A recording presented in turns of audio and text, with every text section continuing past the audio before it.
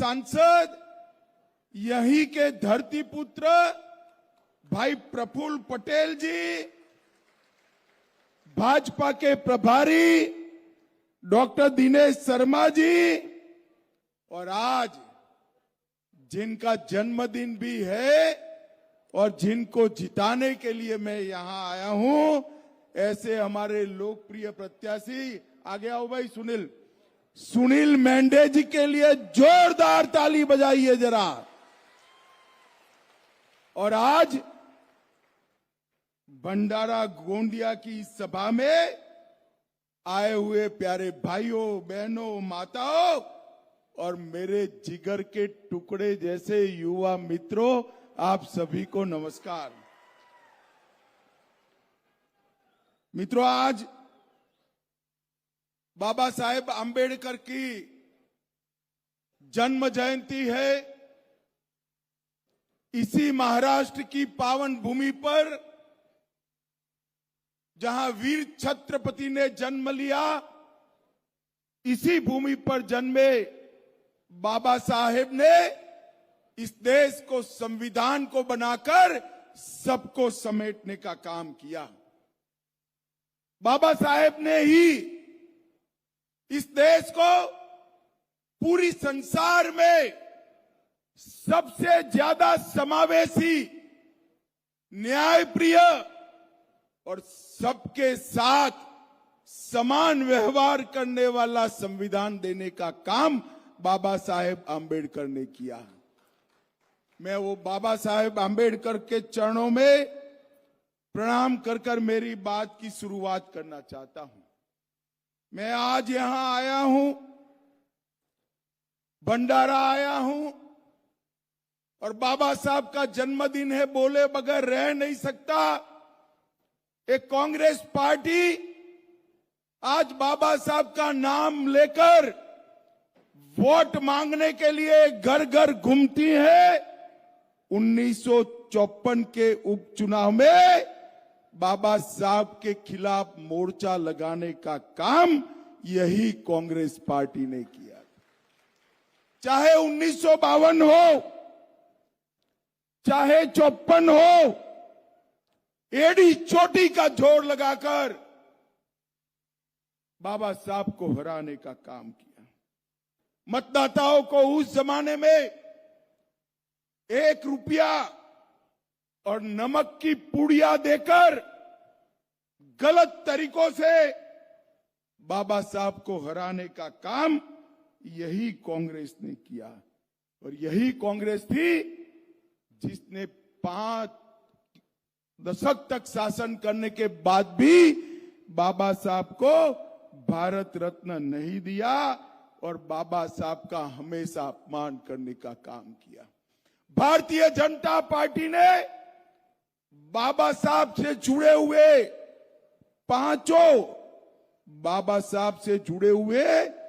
पांचों तीर्थ स्थानों को सम्मानित कर बाबा साहब को युगों युगों तक अमर करने का काम भारतीय जनता पार्टी ने किया।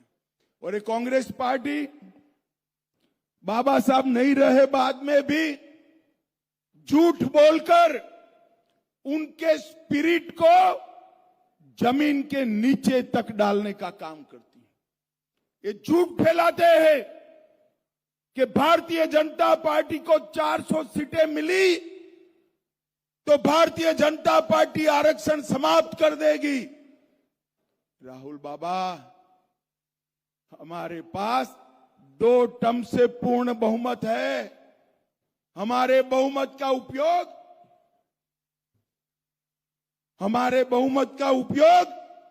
हमने कभी भी आरक्षण को हटाने के लिए नहीं किया। हमने बहुमत का उपयोग धारा 370 को हटाने के लिए जरूर किया। हमने बहुमत का उपयोग ट्रिपल तलाक को समाप्त करने के लिए जरूर किया। राहुल बाबा, लोगों को गलतफहमी मत फैलाओ। आज मैं भंडारा गोंदिया वालों को कहकर जाता हूं, जब तक भारतीय जनता पार्टी राजनीति में है, ना हम आरक्षण को हटाएंगे, ना हटाने देंगे। ये भारतीय जनता पार्टी के नेता नरेंद्र मोदी की गारंटी है।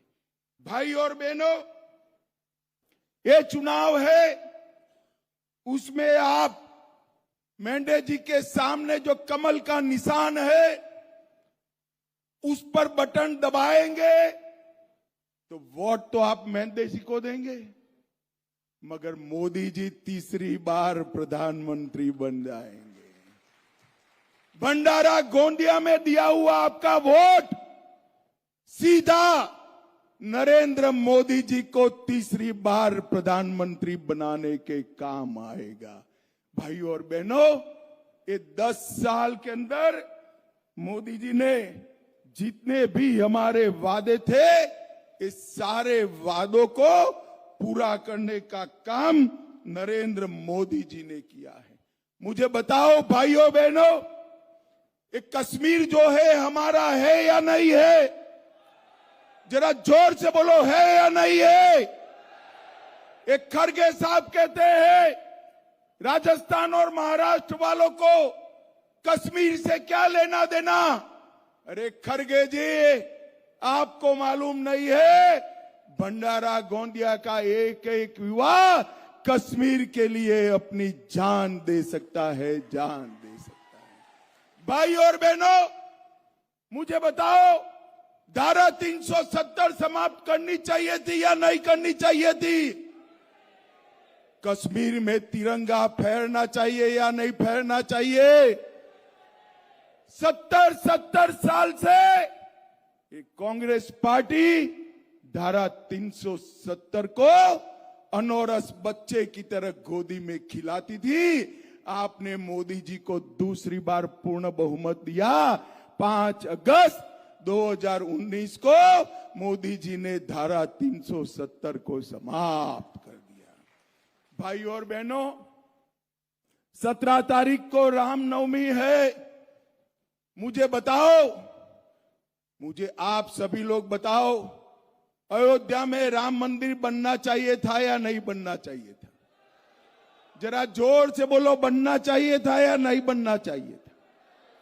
सालों तक ये कांग्रेस पार्टी राम मंदिर के मुद्दे को अटकाती रही, लटकाती रही, भटकाती रही, नहीं बनने दिया। मोदी जी ने 5 साल में ही कोर्ट का फैसला भी लाया, भूमि पूजन भी किया और 22 जनवरी को प्राण प्रतिष्ठा भी कर दी। और इस 17 तारीख को 500 साल के बाद रामलल्ला अपना बर्थडे अपने भव्य मंदिर में भी बताएंगे। भाइयों, मोदी जी ने न केवल राम मंदिर बनाया, बाबा विश्वनाथ का कॉरिडोर बनाया, काशी विश्वनाथ का पुनरोद्धार किया, बद्रीनाथ केदारनाथ का नूतन नगरी बनाया, सोमनाथ का मंदिर सोने का बन रहा है और गुजरात में पावागढ़ पर शक्तिपीठ को 400 साल के बाद पुनर्स्थापित करने का काम नरेंद्र मोदी जी ने किया। भाई और बहनों, मोदी जी ने हमारे सभी सांस्कृतिक मानबिंदुओं को पुनर्जीवित करने का काम नरेंद्र मोदी जी ने किया है। नरेंद्र मोदी जी ने देश को सुरक्षित किया है, देश को समृद्ध किया है। 10 साल तक कांग्रेस की सरकार थी, सोनिया मनमोहन की सरकार थी। आए दिन पाकिस्तान से आलिया, मालिया, जमालिया आते थे, बम धमाके करते थे और चले जाते थे, कोई पूछने वाला नहीं था।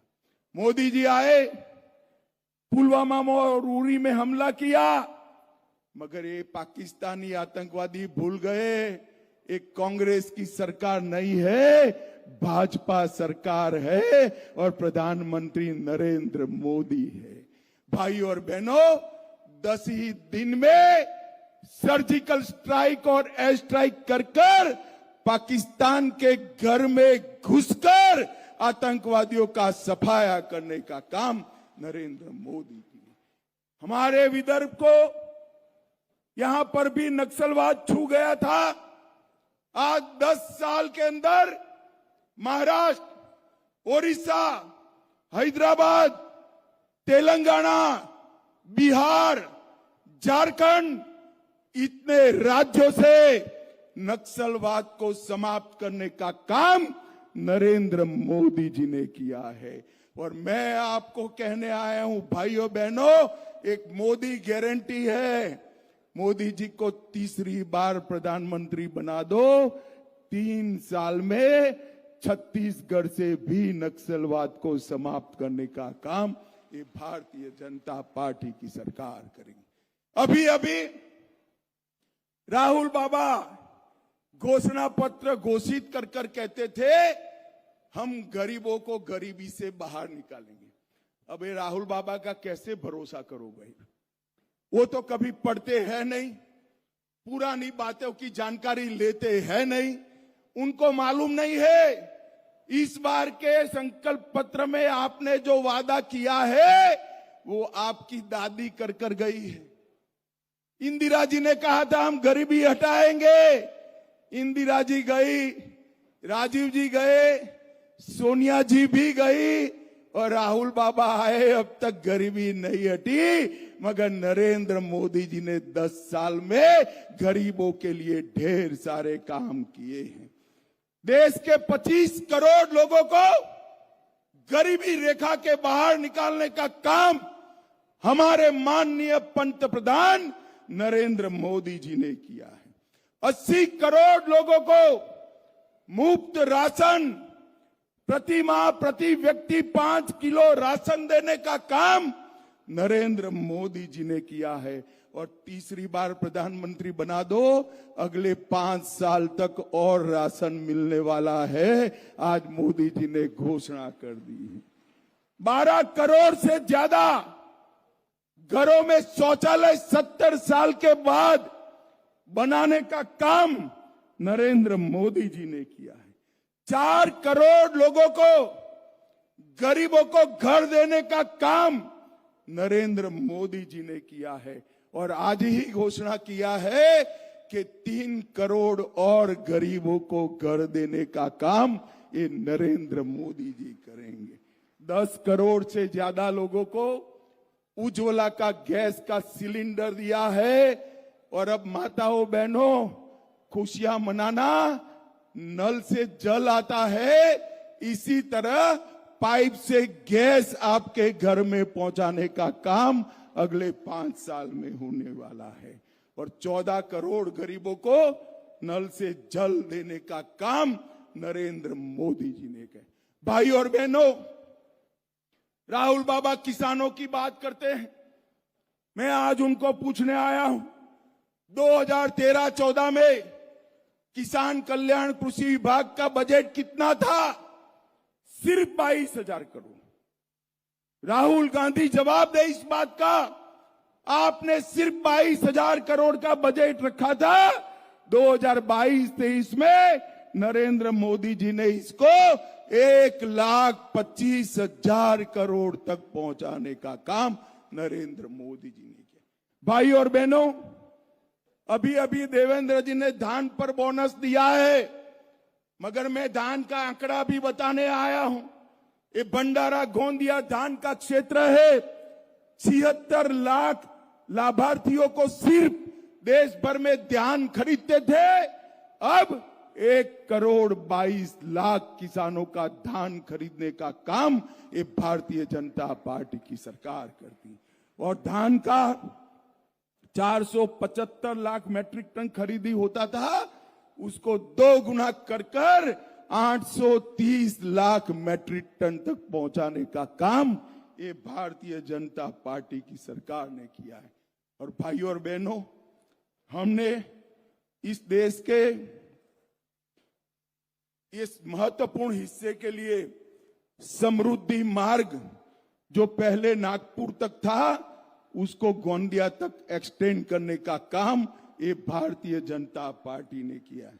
दोनों जिलों में पक्की सड़क बनाने का काम किया। 1 लाख घर इस क्षेत्र के अंदर बनाए। 7 लाख आयुष्मान भारत के कार्ड निकाले। 100 बिस्तरों की क्षमता वाला नया अस्पताल बनाया।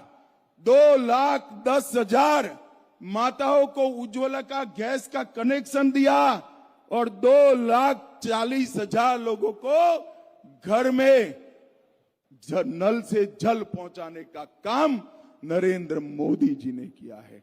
और आज यहां पर मैं आया हूं तब शरद पवार जी को भी पूछना चाहता हूं, सोनिया मनमोहन की सरकार का आप हिस्सा थे, आपने महाराष्ट्र को 10 साल में क्या दिया था? गोंदिया वालों मेरी बात ध्यान से सुनना, 10 साल में कांग्रेस सरकार ने महाराष्ट्र को 1,91,000 करोड़ दिया था।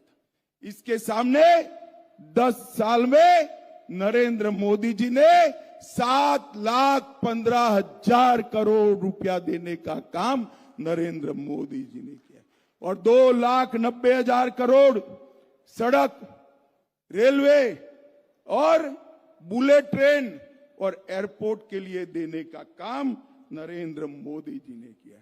अभी अभी मैं उद्धव ठाकरे को देख रहा हूं, वो कह रहे हैं मेरी पार्टी तोड़ डाली भाजपा वालों ने। शरद पवार जी भी कहते हैं मेरी पार्टी तोड़ डाली। मैं आज स्पष्टता करने आया हूं महाराष्ट्र की जनता के सामने, हमने ना शिवसेना तोड़ी है ना एनसीपी तोड़ी। उद्धव के पुत्र मोह ने शिवसेना तोड़ी और पवार साहब के पुत्री मोह ने एनसीपी तोड़ी।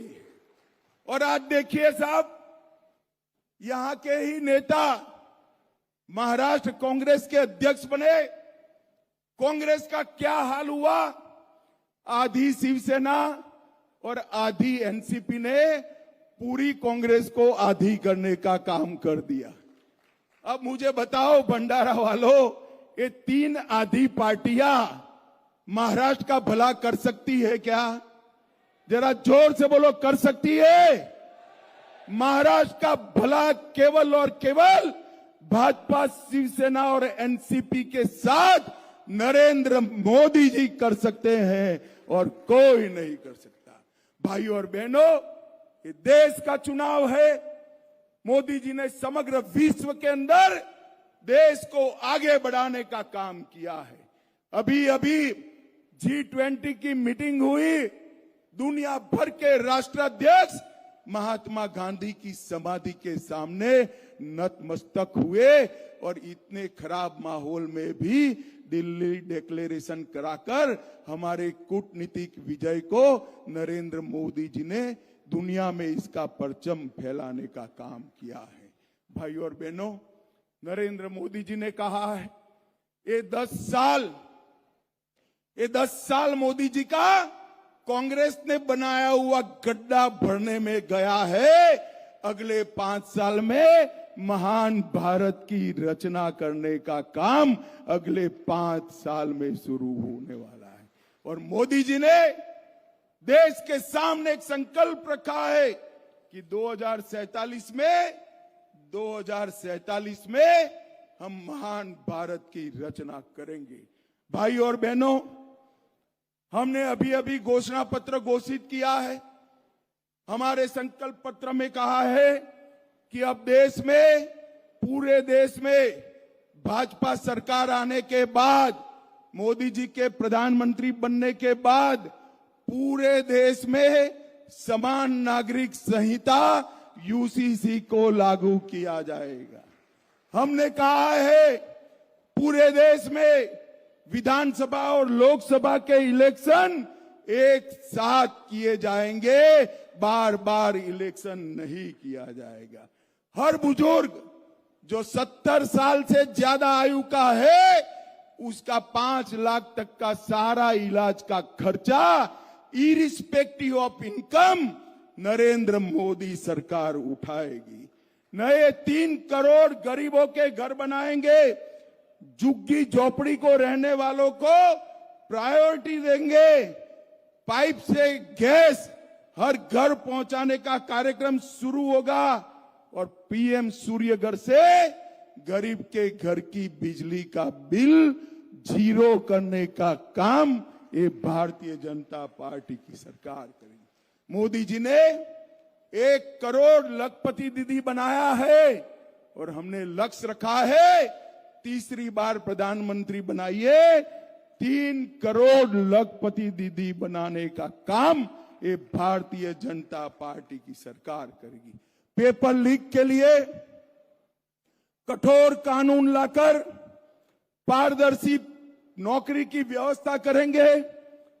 Infrastructure, investment, manufacturing, high value services, startup, tourism और स्पोर्ट्स के क्षेत्र में लाखों मौके युवाओं के लिए बनाएंगे और 2036 का ओलंपिक भारत में होगा, वो भी हम सुनिश्चित करेंगे। भाइयों और बहनों, एक और राहुल बाबा है, उनके नेतृत्व में परिवारवादी पार्टियों का गठजोड़ है जो अपने बेटे, बेटी, भतीजे, भतीजियों को प्रधानमंत्री, मुख्यमंत्री बनाना चाहते हैं और दूसरी ओर गरीब के घर में पैदा हुआ नरेंद्र मोदी नाम का एक व्यक्ति जिसने 23 साल से एक भी छुट्टी लिए बगैर देश की सेवा करने का काम किया है। एक और 12 लाख करोड़ के घपले घोटाले करने वाली कांग्रेस पार्टी है और दूसरी ओर जिस पर 23 साल से मुख्यमंत्री और प्रधानमंत्री रहने के बावजूद 5 पैसे का आरोप न लगा, ऐसा प्रामाणिक नरेंद्र मोदी है। एक और देश की सुरक्षा को अपनी वोट बैंक के लिए ताक पर रखने वाला एक घमंडिया गठबंधन है और दूसरी ओर सेना के जवानों को 1 रैंक 1 पेंशन देकर आतंकवाद को समाप्त करने वाली नरेंद्र मोदी सरकार है। आपको फैसला करना है। मेंढे जी को दिया हुआ आपका वोट नरेंद्र मोदी जी को प्रधानमंत्री बनाएगा। मेंढे जी को दिया हुआ आपका वोट भारत को सुरक्षित बनाएगा। मेंढे जी को दिया हुआ आपका कमल के निशान पर वोट भारत के अर्थतंत्र को दुनिया में 3रे नंबर का अर्थतंत्र बनाएगा। भाई और बहनों, मैं अपील करने आया हूं आप सभी को, हमारे आगे आइए मेंढे जी, हमारे नेता मेंढे जी को यही का आपका ही नेता है, इसको प्रचंड बहुमत से जिताइए और नरेंद्र मोदी जी का हाथ मजबूत करिए। मुझे बताओ, कमल के निशान पर बटन दबाएंगे? अरे सुनाई नहीं पड़ता भाई, जोर से बोलो, दबाएंगे? 400 पार कराएंगे? मोदी जी को फिर से प्रधानमंत्री बनाएंगे? मेंढे जी को जिताएंगे?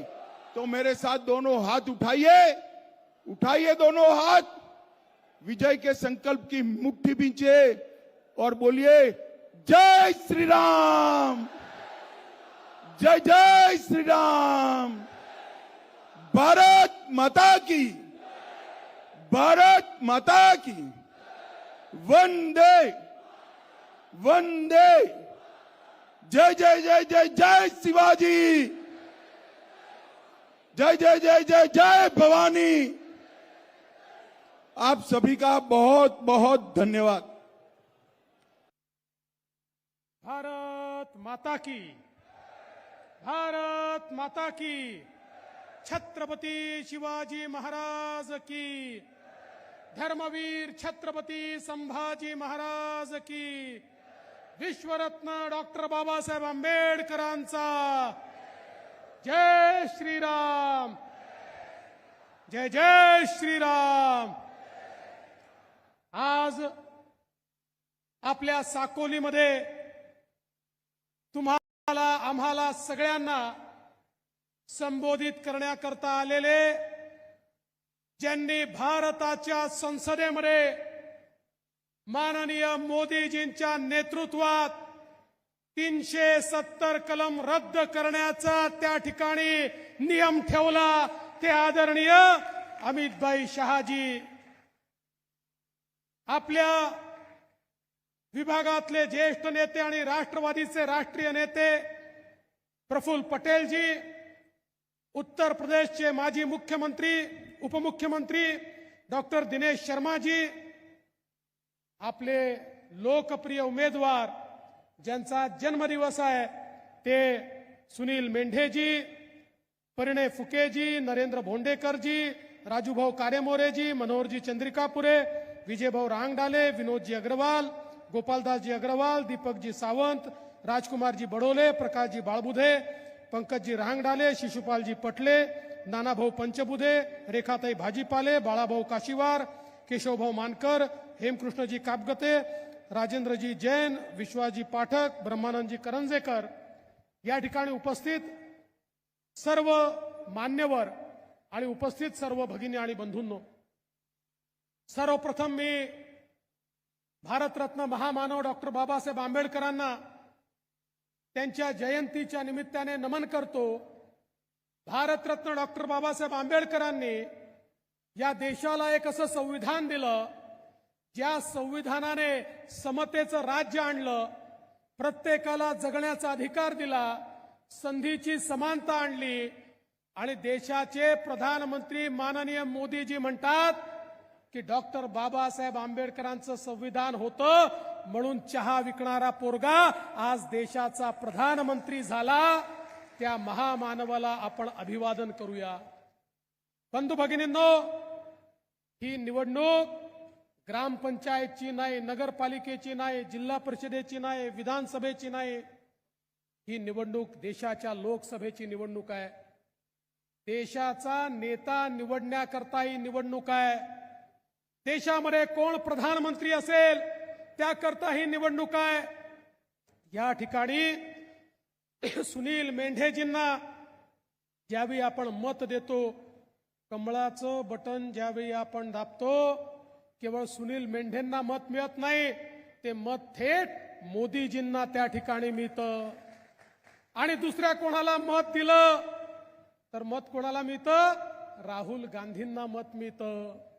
बंधू भगिनींनो, या देशामध्ये आता दोन खेमे तयार झाले आहेत. एकीकडे विकास पुरुष, जगातील सर्वाधिक लोकप्रिय नेते माननीय मोदीजी आहेत. मोदीजींच्या नेतृत्वामध्ये एनडीएचे घटक पक्ष आहेत.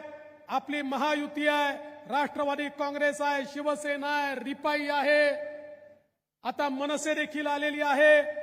एक मोठी महायुती आपली त्या ठिकाणी आहे.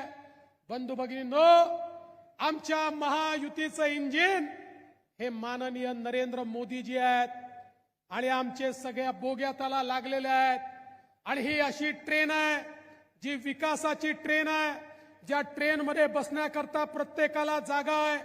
दीन दलित गोर गरीब आदिवासी शेतकरी शेतमजूर ओबीसी अल्पसंख्याक प्रत्येकाला बसवून मोदीजींच्या नेतृत्वात ही विकासाची ट्रेन पुढे जाते.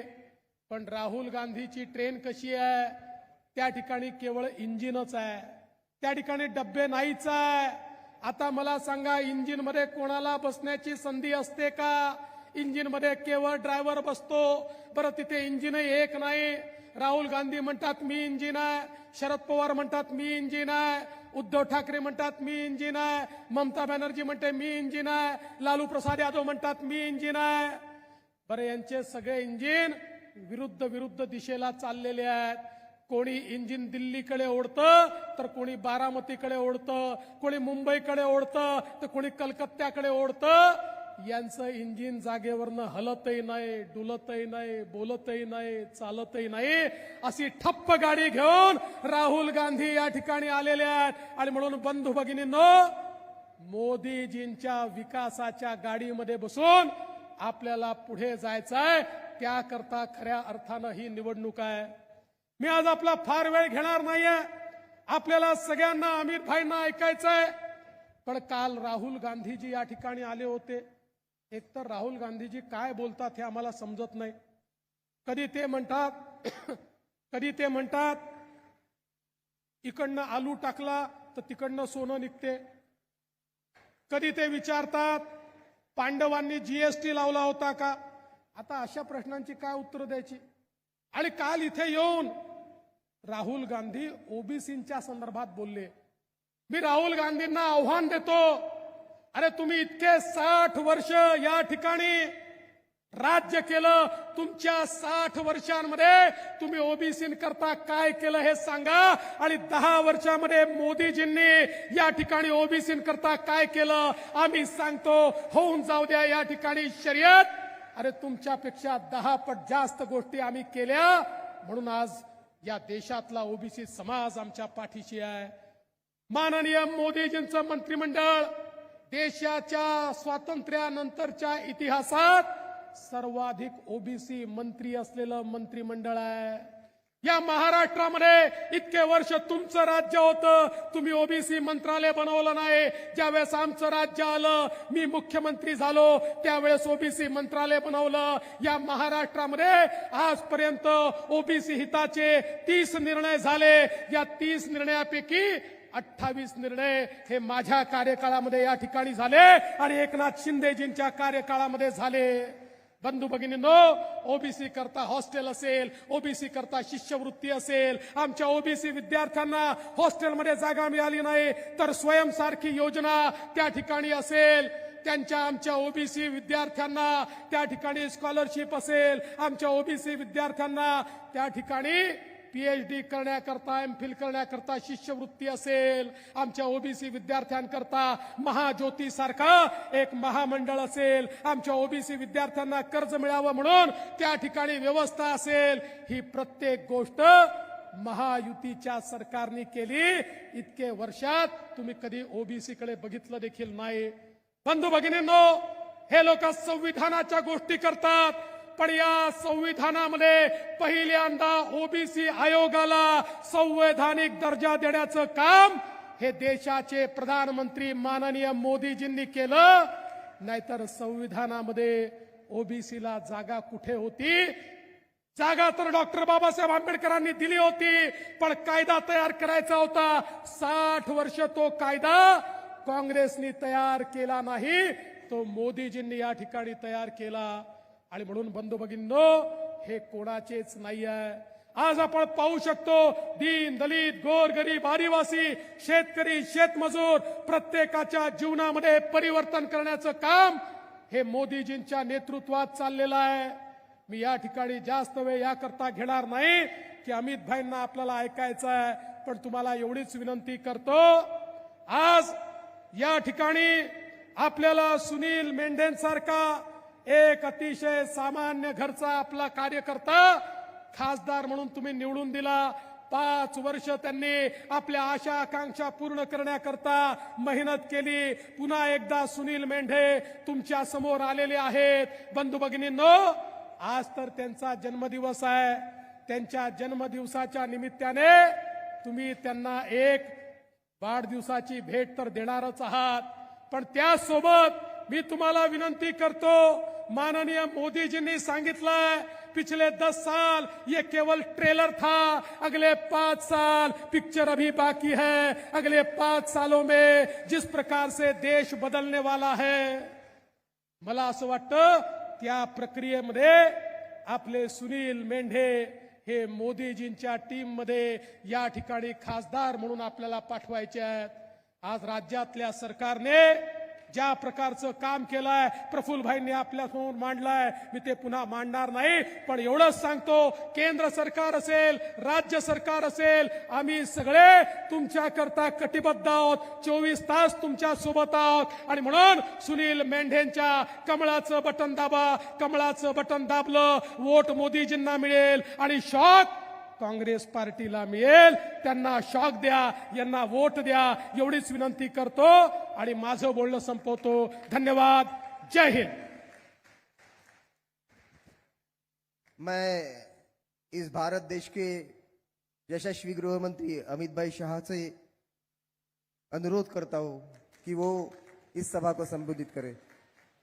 अमित भाई आगे बढ़ो।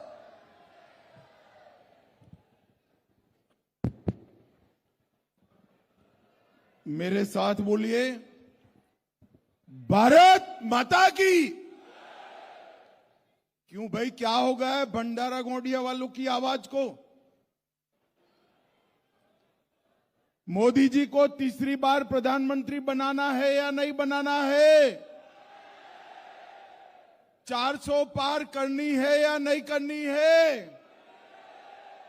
तो ऐसी आवाज नहीं चलेगी। दोनों हाथ उठाइए, उठाइए दोनों हाथ, विजय के संकल्प की मुट्ठी बींचिए और प्रचंड आवाज से बोलिए, भारत माता की, भारत माता की। मंच पर उपस्थित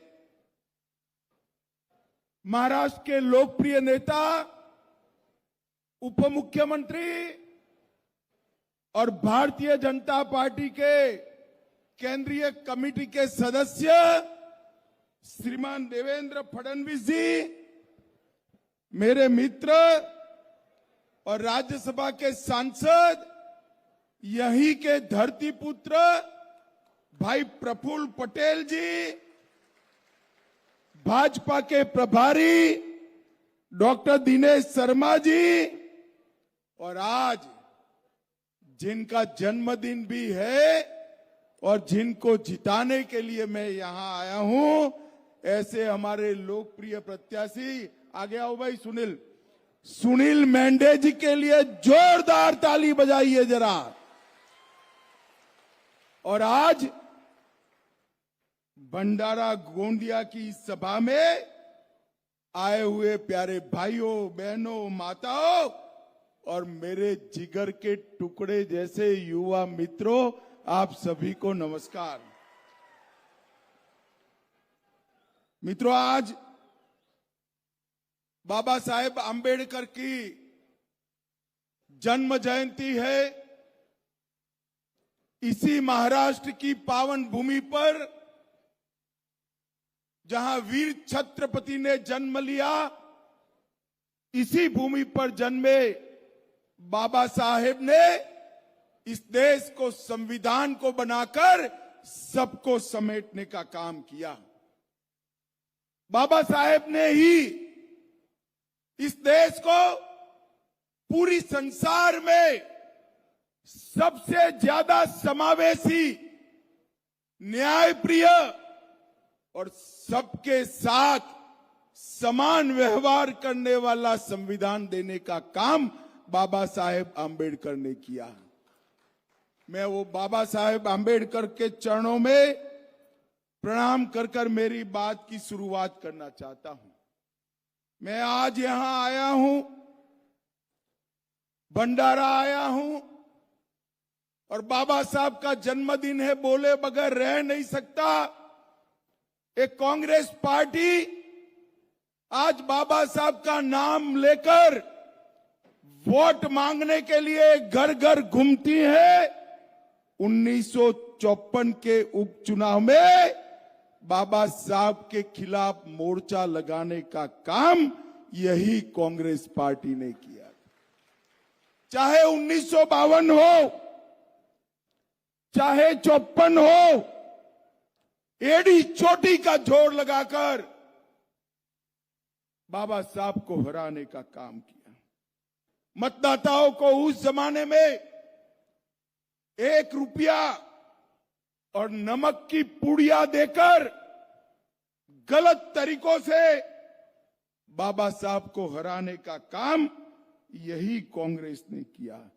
और यही कांग्रेस थी जिसने 5 दशक तक शासन करने के बाद भी बाबा साहब को भारत रत्न नहीं दिया और बाबा साहब का हमेशा अपमान करने का काम किया। भारतीय जनता पार्टी ने बाबा साहब से जुड़े हुए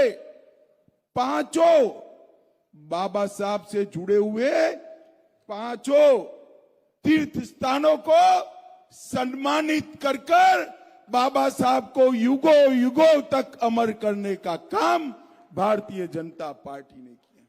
और ये कांग्रेस पार्टी बाबा साहब नहीं रहे बाद में भी झूठ बोलकर उनके स्पिरिट को जमीन के नीचे तक डालने का काम करती है। ये झूठ फैलाते हैं कि भारतीय जनता पार्टी को 400 सीटें मिली तो भारतीय जनता पार्टी आरक्षण समाप्त कर देगी। राहुल बाबा, हमारे पास 2 टर्म से पूर्ण बहुमत है। हमारे बहुमत का उपयोग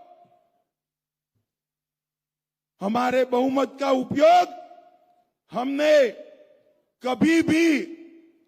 कभी भी आरक्षण को हटाने के लिए नहीं किया। हमने बहुमत का उपयोग धारा 370 को हटाने के लिए जरूर किया। हमने बहुमत का उपयोग ट्रिपल तलाक को समाप्त करने के लिए जरूर किया। राहुल बाबा, लोगों को गलतफहमी मत फैलाओ। आज मैं भंडारा गोंदिया वालों को कहकर जाता हूं, जब तक भारतीय जनता पार्टी राजनीति में है, ना हम आरक्षण को हटाएंगे ना हटाने देंगे। ये भारतीय जनता पार्टी के नेता नरेंद्र मोदी की गारंटी है।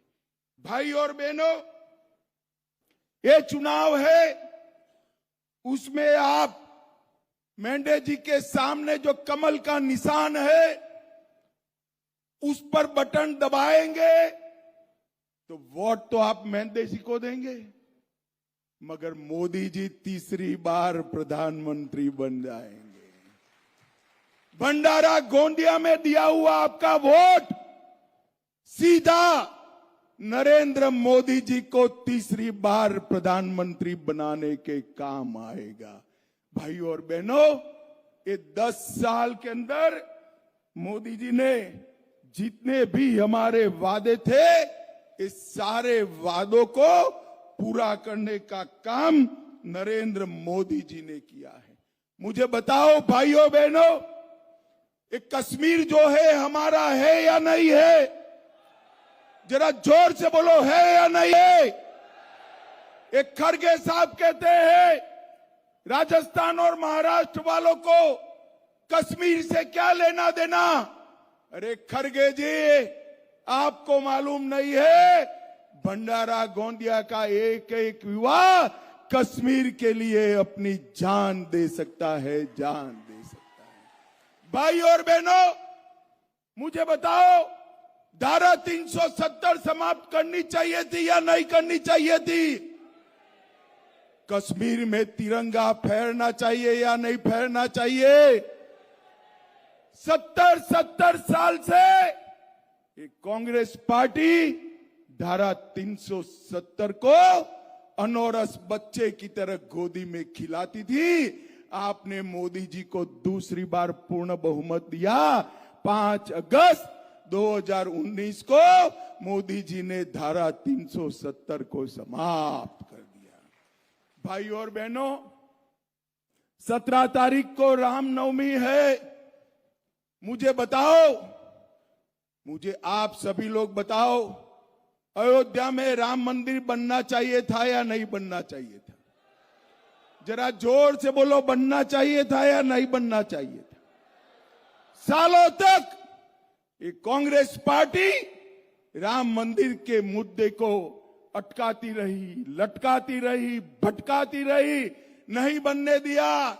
मोदी जी ने एक 5 साल में ही कोर्ट का फैसला भी लाया, भूमि पूजन भी किया और 22 जनवरी को प्राण प्रतिष्ठा भी कर दी। और इस 17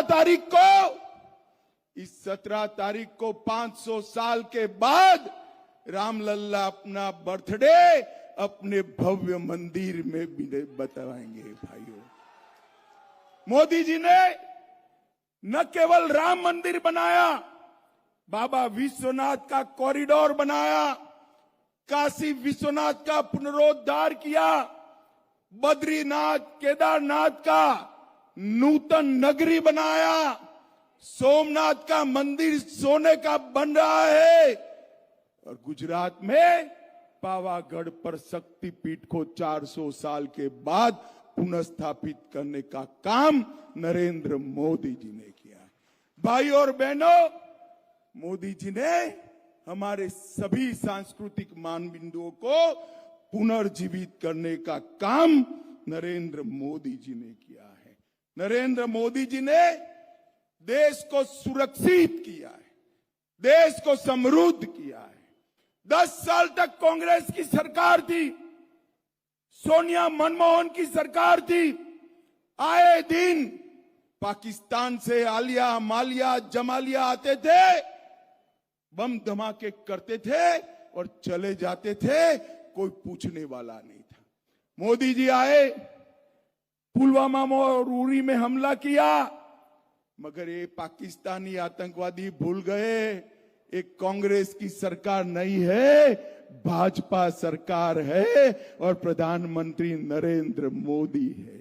भाई और बहनों, 10 ही दिन में सर्जिकल स्ट्राइक और एयर स्ट्राइक कर पाकिस्तान के घर में घुसकर आतंकवादियों का सफाया करने का काम नरेंद्र मोदी की। हमारे विदर्भ को यहां पर भी नक्सलवाद छू गया था। आज 10 साल के अंदर महाराष्ट्र, ओडिशा, हैदराबाद, तेलंगाना, बिहार, झारखंड, इतने राज्यों से नक्सलवाद को समाप्त करने का काम नरेंद्र मोदी जी ने किया है। और मैं आपको कहने आया हूं भाइयों बहनों, एक मोदी गारंटी है। मोदी जी को तीसरी बार प्रधानमंत्री बना दो, 3 साल में छत्तीसगढ़ से भी नक्सलवाद को समाप्त करने का काम ये भारतीय जनता पार्टी की सरकार करेगी। अभी अभी राहुल बाबा घोषणा पत्र घोषित कर कहते थे हम गरीबों को गरीबी से बाहर निकालेंगे। अब ये राहुल बाबा का कैसे भरोसा करो भाई, वो तो कभी पढ़ते हैं नहीं, पुरानी बातों की जानकारी लेते हैं नहीं, उनको मालूम नहीं है इस बार के संकल्प पत्र में आपने जो वादा किया है वो आपकी दादी कर गई है।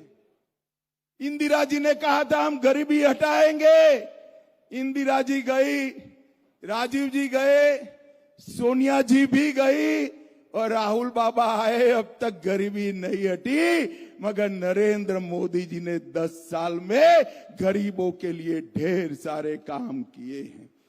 देश के 25 करोड़ लोगों को गरीबी रेखा के बाहर निकालने का काम हमारे माननीय पंतप्रधान नरेंद्र मोदी जी ने किया है। 80 करोड़ लोगों को मुफ्त राशन, प्रति माह प्रति व्यक्ति 5 किलो राशन देने का काम नरेंद्र मोदी जी ने किया है। और तीसरी बार प्रधानमंत्री बना दो, अगले 5 साल तक और राशन मिलने वाला है, आज मोदी जी ने घोषणा कर दी है। 12 करोड़ से ज्यादा घरों में शौचालय 70 साल के बाद बनाने का काम नरेंद्र मोदी जी ने किया है।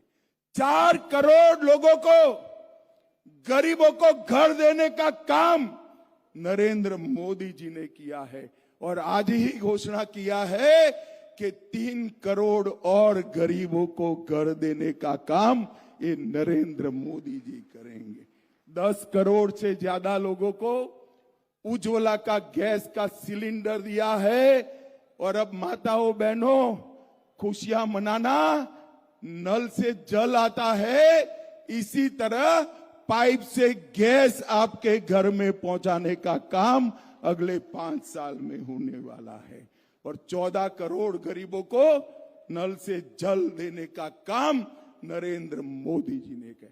भाई और बहनों, राहुल बाबा किसानों की बात करते हैं, मैं आज उनको पूछने आया हूं 2013-14 में किसान कल्याण कृषि विभाग का बजट कितना था?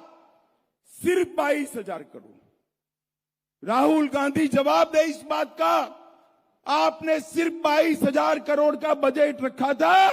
2022-23 में नरेंद्र मोदी जी ने इसको 1,25,000 करोड़ तक पहुंचाने का काम नरेंद्र मोदी जी ने किया।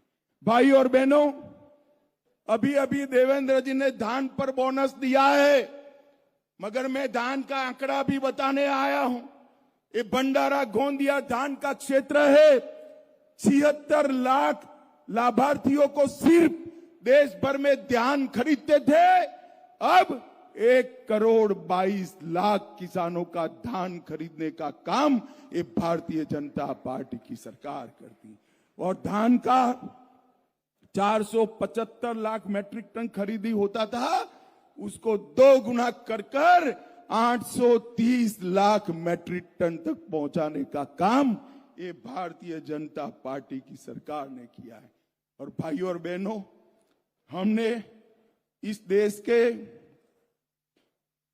इस महत्वपूर्ण हिस्से के लिए समृद्धि मार्ग जो पहले नागपुर तक था, उसको गोंदिया तक एक्सटेंड करने का काम ये भारतीय जनता पार्टी ने किया है। दोनों जिलों में पक्की सड़क बनाने का काम किया। 1 लाख घर इस क्षेत्र के अंदर बनाए। 7 लाख आयुष्मान भारत के कार्ड निकाले। 100 बिस्तरों की क्षमता वाला नया अस्पताल बनाया। 2,10,000 माताओं को उज्ज्वला का गैस का कनेक्शन दिया और 2,40,000 लोगों को घर में नल से जल पहुंचाने का काम नरेंद्र मोदी जी ने किया है। और आज यहां पर मैं आया हूं तब शरद पवार जी को भी पूछना चाहता हूं, सोनिया मनमोहन की सरकार का आप हिस्सा थे, आपने महाराष्ट्र को 10 साल में क्या दिया था? गोंदिया वालों, मेरी बात ध्यान से सुनना। 10 साल में कांग्रेस सरकार ने महाराष्ट्र को 1,91,000 करोड़ दिया था। इसके सामने 10 साल में नरेंद्र मोदी जी ने 7,15,000 करोड़ रुपया देने का काम नरेंद्र मोदी जी ने किया। और 2,90,000 करोड़ सड़क, रेलवे और बुलेट ट्रेन और एयरपोर्ट के लिए देने का काम नरेंद्र मोदी जी ने किया। अभी अभी मैं उद्धव ठाकरे को देख रहा हूं, वो कह रहे हैं मेरी पार्टी तोड़ डाली भाजपा वालों ने। शरद पवार जी भी कहते हैं मेरी पार्टी तोड़ डाली। मैं आज स्पष्टता करने आया हूं महाराष्ट्र की जनता के सामने, हमने ना शिवसेना तोड़ी है ना एनसीपी तोड़ी। उद्धव के पुत्र मोह ने शिवसेना तोड़ी और पवार साहब के पुत्री मोह ने एनसीपी तोड़ी। और आज देखिए साहब, यहां के ही नेता महाराष्ट्र कांग्रेस के अध्यक्ष बने। कांग्रेस का क्या हाल हुआ? आधी शिवसेना और आधी एनसीपी ने पूरी कांग्रेस को आधी करने का काम कर दिया। अब मुझे बताओ भंडारा वालों, ये 3 आधी पार्टियां महाराष्ट्र का भला कर सकती है क्या? जरा जोर से बोलो, कर सकती है? महाराष्ट्र का भला केवल और केवल भाजपा, शिवसेना और एनसीपी के साथ नरेंद्र मोदी जी कर सकते हैं और कोई नहीं कर सकता। भाइयों और बहनों, ये देश का चुनाव है। मोदी जी ने समग्र विश्व के अंदर देश को आगे बढ़ाने का काम किया है। अभी अभी G20 की मीटिंग हुई, दुनिया भर के राष्ट्राध्यक्ष महात्मा गांधी की समाधि के सामने नतमस्तक हुए और इतने खराब माहौल में भी दिल्ली डिक्लेरेशन कराकर हमारे कूटनीतिक विजय को नरेंद्र मोदी जी ने दुनिया में इसका परचम फैलाने का काम किया है। भाइयों और बहनों, नरेंद्र मोदी जी ने कहा है ये 10 साल मोदी जी का कांग्रेस ने बनाया हुआ गड्ढा भरने में गया है। अगले 5 साल में महान भारत की रचना करने का काम अगले 5 साल में शुरू होने वाला है। और मोदी जी ने देश के सामने एक संकल्प रखा है कि 2047 में हम महान भारत की रचना करेंगे। भाई और बहनों, हमने अभी अभी घोषणा पत्र घोषित किया है। हमारे संकल्प पत्र में कहा है कि अब देश में, पूरे देश में भाजपा सरकार आने के बाद, मोदी जी के प्रधानमंत्री बनने के बाद पूरे देश में समान नागरिक संहिता यूसीसी को लागू किया जाएगा। हमने कहा है पूरे देश में विधानसभा और लोकसभा के इलेक्शन एक साथ किए जाएंगे, बार बार इलेक्शन नहीं किया जाएगा। हर बुजुर्ग जो 70 साल से ज्यादा आयु का है, उसका 5 लाख तक का सारा इलाज का खर्चा irrespective of income Narendra Modi सरकार उठाएगी। नए 3 करोड़ गरीबों के घर बनाएंगे। झुग्गी झोपड़ी को रहने वालों को प्रायोरिटी देंगे। पाइप से गैस हर घर पहुंचाने का कार्यक्रम शुरू होगा और पीएम सूर्यघर से गरीब के घर की बिजली का बिल 0 करने का काम ये भारतीय जनता पार्टी की सरकार करेगी। मोदी जी ने 1 करोड़ लखपति दीदी बनाया है और हमने लक्ष्य रखा है तीसरी बार प्रधानमंत्री बनाइए 3 करोड़ लखपति दीदी बनाने का काम ये भारतीय जनता पार्टी की सरकार करेगी। पेपर लीक के लिए कठोर कानून लाकर पारदर्शी नौकरी की व्यवस्था करेंगे। Infrastructure, investment, manufacturing, high value services, startup, tourism और स्पोर्ट्स के क्षेत्र में लाखों मौके युवाओं के लिए बनाएंगे और 2036 का ओलंपिक भारत में होगा, वो भी हम सुनिश्चित करेंगे। भाइयों और बहनों, एक और राहुल बाबा है। उनके नेतृत्व में परिवारवादी पार्टियों का गठजोड़ है, जो अपने बेटे, बेटी, भतीजे, भतीजियों को प्रधानमंत्री, मुख्यमंत्री बनाना चाहते हैं और दूसरी ओर गरीब के घर में पैदा हुआ नरेंद्र मोदी नाम का एक व्यक्ति, जिसने 23 साल से एक भी छुट्टी लिए बगैर देश की सेवा करने का काम किया है। एक और 12 लाख करोड़ के घपले घोटाले करने वाली कांग्रेस पार्टी है और दूसरी ओर जिस पर 23 साल से मुख्यमंत्री और प्रधानमंत्री रहने के बावजूद 5 पैसे का आरोप न लगा, ऐसा प्रामाणिक नरेंद्र मोदी है। एक और देश की सुरक्षा को अपनी वोट बैंक के लिए ताक पर रखने वाला एक घमंडिया गठबंधन है और दूसरी ओर सेना के जवानों को 1 रैंक 1 पेंशन देकर आतंकवाद को समाप्त करने वाली नरेंद्र मोदी सरकार है। आपको फैसला करना है। मेंढे जी को दिया हुआ आपका वोट नरेंद्र मोदी जी को प्रधानमंत्री बनाएगा। मेंढे जी को दिया हुआ आपका वोट भारत को सुरक्षित बनाएगा। मेंढे जी को दिया हुआ आपका कमल के निशान पर वोट भारत के अर्थतंत्र को दुनिया में 3रे नंबर का अर्थतंत्र बनाएगा। भाई और बहनों, मैं अपील करने आया हूं आप सभी को, हमारे आगे आइए मेंढे जी, हमारे नेता मेंढे जी को यही का आपका ही नेता है, इसको प्रचंड बहुमत से जिताइए और नरेंद्र मोदी जी का हाथ मजबूत करिए। मुझे बताओ, कमल के निशान पर बटन दबाएंगे?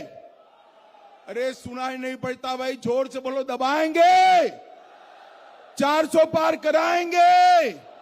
मोदी जी को फिर से प्रधानमंत्री बनाएंगे? मेंढे जी को जिताएंगे?